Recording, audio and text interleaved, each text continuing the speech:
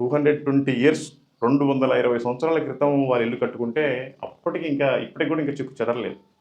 So అదనమాట. అంటే room ఎలా ఉంది, తక్కువ ఉందా, ఎక్కువ ఉందా, ఆయన లేకపోతే సింగా, సిక్కా, సర్దారా కాదు. దేవుని కృపలో ఆయన ఉన్నాడు కనుకనే ఆయన దేవుడు దర్శించాడు. ఈ రోజున ప్రపంచానికి ఒక మాదిరికరం. ఆయన ఎన్నో దేశాలు వెళ్ళాడు, ఎన్నో ప్రసంగాలు చేశాడు.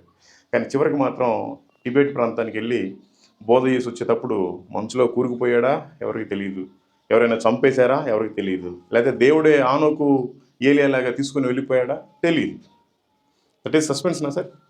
సాధు సుందర్ సింగ్ డెత్ ఇప్పటికీ తెలియదు. విచ్ సంవత్సరం, విచ్ ఇయర్ సార్?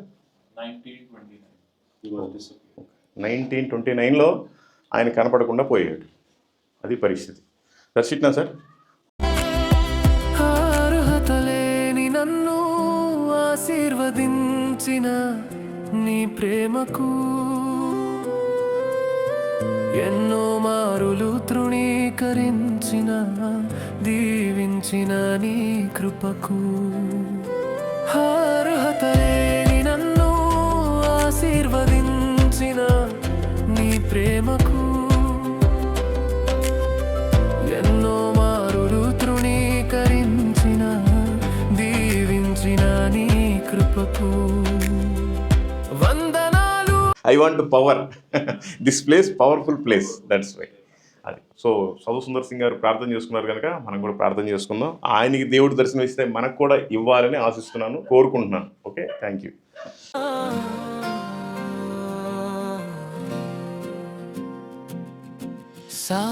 సాధించలేదయ్యా ఏది నీ కొరకు,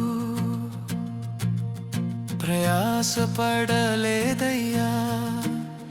ఏది నీ కొరకు, సాధించలేదయ్యా ఏది నీ కొరకు, ప్రయాసపడలేదయ్యా